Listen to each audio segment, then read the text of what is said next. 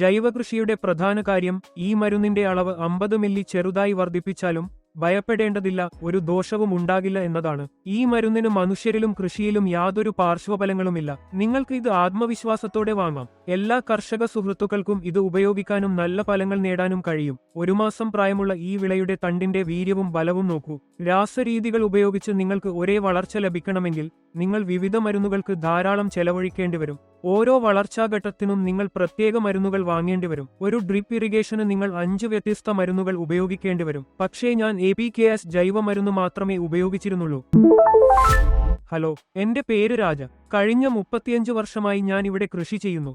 ഇതിനു മുമ്പ് ഞാൻ മധുര ജില്ലയിലെ ഉസിലാംപട്ടി പ്രദേശത്തായിരുന്നു. എന്റെ അച്ഛൻ ഈ പ്രദേശത്ത് ഭൂമി വാങ്ങി സ്ഥിരതാമസമാക്കാനും കൃഷി ചെയ്യാനും ഞാൻ ഇവിടെ വന്നു.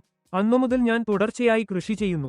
ആദ്യകാലങ്ങളിൽ ഈ പ്രദേശത്ത് ഞങ്ങൾ പ്രധാനമായും കാരറ്റ്, ഉരുളക്കിഴങ്ങ്, ബീൻസ് തുടങ്ങിയ വിളകൾ കൃഷി ചെയ്തിരുന്നു. എന്നാൽ കഴിഞ്ഞ 7 വർഷമായി ഞാൻ വെളുത്തുള്ളി കൃഷി ചെയ്യുന്നു. ഇപ്പോൾ ഇതാണ് ഞങ്ങളുടെ പ്രധാന ഉപജീവനമാർഗം. എനിക്ക് 2 ഏക്കർ ഭൂമിയുണ്ട്. അതിൽ 50 സെന്റിൽ ഞാൻ കാരറ്റ് കൃഷി ചെയ്തിട്ടുണ്ട്. ബാക്കിയുള്ള മുഴുവൻ സ്ഥലത്തും ഞാൻ വെളുത്തുള്ളി കൃഷി ചെയ്തിട്ടുണ്ട്.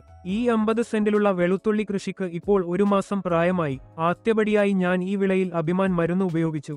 1 മാസം പ്രായമുള്ള ഒരു വിളയ്ക്ക് ഞാൻ 150 മില്ലി ഡോസ് നൽകി. മുമ്പ് വേരുകീടങ്ങൾക്ക് രാസമരുന്നുകൾ ഉപയോഗിച്ചിരുന്നപ്പോൾ ഓരോ മരുന്നിനും ആയിരക്കണക്കിന് വിലയുണ്ടായിരുന്നു എന്നതാണ് ഞാൻ ഇത് ഉപയോഗിക്കാൻ കാരണം. ചില മരുന്നുകളുടെ വില ലിറ്ററിന് 9,000 മുതൽ 10,000 രൂപ വരെയായിരുന്നു. പിന്നീട് ഫേസ്ബുക്ക് വഴി APKS ഓർഗാനിക് കമ്പനിയുടെ അഭിമാൻ മരുന്നിനെക്കുറിച്ച് ഞാൻ അറിഞ്ഞു. ഞാൻ അവരെ ബന്ധപ്പെടുകയും വില ചോദിക്കുകയും ചെയ്തപ്പോൾ 1 ലിറ്റർ വെറും 500 രൂപയാണെന്ന് അവർ പറഞ്ഞു. ഞങ്ങളെപ്പോലുള്ള കർഷകർക്ക് ആ വില വളരെ താങ്ങാനാകുന്നതായിരുന്നു. 4 ടാങ്കുകൾക്ക് 1 ലിറ്റർ മരുന്ന് ഉപയോഗിക്കാം. 1 മാസം പ്രായമായ വിളയ്ക്ക് ശുപാർശ ചെയ്യുന്ന അളവ് ഒരു ടാങ്കിന് 250 മില്ലി ആണെങ്കിലും ചെറിയ വിളകൾക്ക് 150 മില്ലി മതിയെന്ന് അവർ പറഞ്ഞു. വിളയുടെ പ്രായത്തിനും വളർച്ചയ്ക്കുമനുസരിച്ച് ഞാൻ ഡോസേജ് ഉപയോഗിച്ചതിനു ശേഷം എല്ലാം നല്ലതായിരുന്നു. ഇപ്പോൾ ഈ വിള നോക്കൂ. എല്ലാ സസ്യങ്ങളും ആരോഗ്യകരമായി വളർന്നു. ഞങ്ങളുടെ പ്രദേശത്തെ പലർക്കും APKS ഓർഗാനിക് മെഡിസിനെക്കുറിച്ച് ഇതിനകം അറിയാമായിരുന്നു. പക്ഷേ ഇതുവരെ എനിക്കറിയില്ലായിരുന്നു. ഫേസ്ബുക്ക് വഴി അതിനെക്കുറിച്ച് അറിഞ്ഞതിനുശേഷം മാത്രമാണ് ഞാൻ കമ്പനിയുമായി ബന്ധപ്പെടുകയും അത് ഉപയോഗിക്കാൻ തുടങ്ങുകയും ചെയ്തത്. കഴിഞ്ഞ ആഴ്ച ഞാൻ 2 പെട്ടി മരുന്ന് ഓർഡർ ചെയ്തു. അത് പോസ്റ്റ് ഓഫീസ് വഴി എന്റെ വീട്ടിലെത്തി. എനിക്ക് സംശയമില്ലാതെ ഈ മരുന്ന് ഉപയോഗിക്കാം.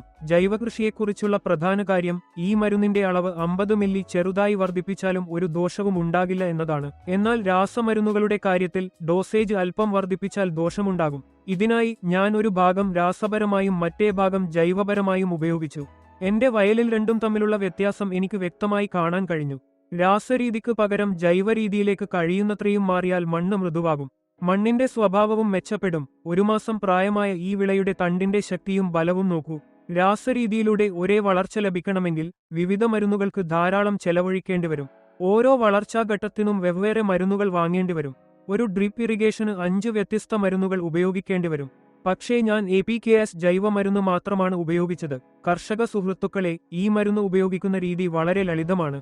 ആദ്യം ഏകദേശം 3 മണിക്ക് നന്നായി നനയ്ക്കുക.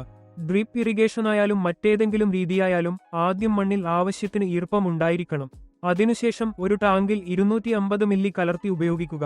3 ദിവസത്തിനുള്ളിൽ അതിന്റെ ഗുണങ്ങൾ നിങ്ങൾ സ്വയം കാണും. അതിനുശേഷം നിങ്ങൾ കമ്പനിയുമായി ബന്ധപ്പെടുകയും വീണ്ടും ഓർഡർ ചെയ്യുകയും ചെയ്യും. കാരണം നിങ്ങൾക്ക് അതിന്റെ ഗുണനിലവാരം മനസ്സിലാകും. കുപ്പി തുറക്കുമ്പോൾ വരുന്ന മണം അതിന്റെ സ്വാഭാവിക സ്വഭാവത്തെ സൂചിപ്പിക്കും. കരിമ്പിൻ ചെടിയിൽ നിന്ന് വരുന്ന സ്വാഭാവിക മണം പോലെയായിരിക്കും അത്. ആദ്യം ആ മണം കണ്ടപ്പോൾ എനിക്കും അത്ഭുതം തോന്നി. പക്ഷേ അത് ഉപയോഗിച്ചതിനു ശേഷമാണ് അതിന്റെ യഥാർത്ഥ ഗുണങ്ങൾ എനിക്ക് മനസ്സിലായത്. ഈ മരുന്നിന് മനുഷ്യരിലോ കൃഷിയിലോ യാതൊരു പാർശ്വഫലങ്ങളുമില്ല. നിങ്ങൾക്ക് ഇത് വാങ്ങി ആത്മവിശ്വാസത്തോടെ ഉപയോഗിക്കാം. എല്ലാ കാർഷിക സുഹൃത്തുക്കളും ഇത് ഉപയോഗിക്കുകയും നല്ല ഫലങ്ങൾ നേടുകയും വേണം.